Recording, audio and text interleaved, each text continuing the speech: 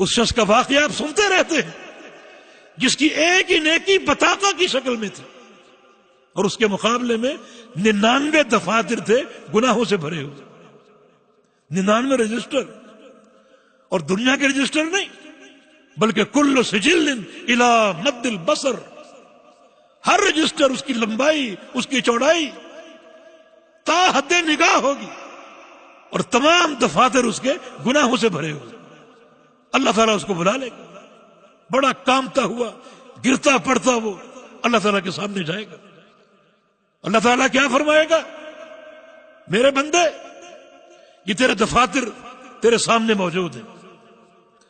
حل ظالمہ کا حفاظتی، پڑھ لے، خود پڑھ سکتا ہے تو.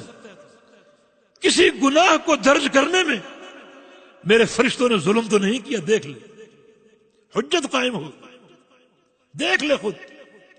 بندہ کہے گا لا یا رب، یا اللہ نہیں. اللہ تعالیٰ پھر پوچھے گا حل عندک عذر، کسی گناہ پر تیرے پاس کوئی عذر ہے، پیش کر سکتا ہے؟ بندہ کہے گا یا اللہ عذر بھی نہیں.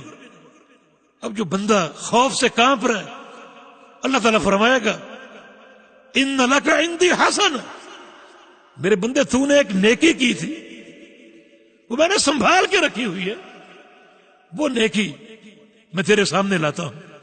اللہ تعالیٰ ایک پرچی نکالے گا، یہ تیری نیکی. احضر وزنک، جاؤ تمہاری یہ نیکی ہم میزان میں ڈال رہے.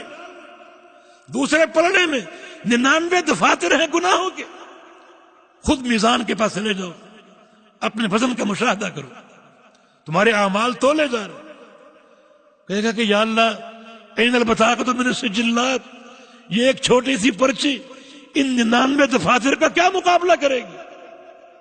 اللہ پاک فرمائے گا احضر وزنک، نہیں تم جاؤ اپنا وزن خود دیکھو. پہنچ جائے گا اسی خوف کے عالم، اسی طرح گرتے پڑتے پہنچ جائے گا. اب اس کے اعمال کا وزن شروع ہوتا ہے علی مشہد الخلائق، دنیا دیکھ رہی. رسول اللہ صلی اللہ علیہ وسلم نے ارشاد فرمایا ثقلت البطاقہ بطاشت السجلات، وہ پرچی بھاری پڑ جائے گی اور وہ 99 دفاتر ہلکے ہو کر اوپر کو اڑ جائیں گے.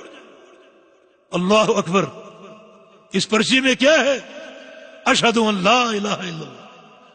اس کی توحید کیسی تھی، توحید کا فہم کیسا تھا، اس کا عقیدہ کیسا تھا. گناہ بہت کیے مگر توحید پہاڑ کی طرح ٹھوس. اس کی معرفت کیسی تھی، اس کی پہچان کیسی تھی. اللہ کو اس قدر پسند آئی کہ اس کے 99 دفاتر کے گناہوں کے معاملے کو اٹھا دیا، معاف کر دیا، اور وہ ایک پرچی جنت کے داخلے کا سبب بن گئی. تو اس لحاظ سے یہ دورہ بڑا اہم ہے کہ توحید کو پہچانو، توحید کے رموز کو پہچانو، اور وہ بھی کتاب التوحید کے ذریعے، جس کے مسائل ایک بڑی انفرادیت کے ساتھ بیان ہوئے. ان بقیہ کتب میں، توحید اور عقیدے کی کتب میں یہ ترتیب اور یہ ابواب اور اس قدر مسائل کا استحضار آپ کو نہیں ملے گا. جب آپ پڑھیں گے تو انشاءاللہ قدم قدم پر یہ بات آپ پر واضح ہوگی. یہ توحید کی معرفت کا فائدہ، عقیدے کی پہچان کا فائدہ کہ بندے کا اخروی معاملہ کتنا آسان اور صاف ہو جائے گا اگر اللہ کی مشیت اس امر کا تقاضا کرے گی کہ اس کے گناہوں کی سزا دی جائے تو سزا ملے گی، مگر جہنم میں ہمیشہ نہیں رہے گا، نکال لیا جائے گا، جنت میں داخل کر دیا جائے گا. یہ توحید کی برکت. اللہ پاک کا فرمان ہے اے ابن آدم انک لو اتیتنی بقراب الارض خطایا ثم لقیتنی لا تشرک بی شیئا لاتیتک بقرابها مغفرۃ وفضلا. اگر تو زمین بھر کے گناہوں کی لے آئے مگر تو نے شرک نہ کیا ہو تو میں اسی زمین کو اپنے فضل اور مغفرت سے بھر دوں گا. یہ توحید کی برکت ہے. یا ابن آدم انک ما دعوتنی ورجوتنی لاغفرن لک علی ما کان منک ولا ابالی. اے آدم کے بیٹے، جب تک تو 2 کام کرتا رہے پوری دیانتداری کے ساتھ اور پوری ذمہ داری کے ساتھ 2 کام کرتا رہے. ایک یہ کہ جب بھی پکارے مجھے پکارے، کسی اور کو نہ پکارے. دوسرا یہ کہ جب بھی امیدیں وابستہ کرے تو میرے ساتھ کرے، کسی اور کے ساتھ نہ کرے، اس وقت تک میں بھی تیرے تمام گناہوں کو معاف کرتا رہوں۔ توحید کی عظمت، یا ابن آدم لو بلغت ذنوبك عنان السماء ثم استغفرتنی لاغفرن لك علی ما كان منك ولا ابالی۔ اے آدم کے بیٹے، تیرے گناہ اگر آسمانوں کو چھونے لگے، آسمانوں کو چھونے لگے، اور تو ایک بار استغفار کر لے، ایک بار استغفار کر لے، مگر استغفار کی اساس کیا ہے؟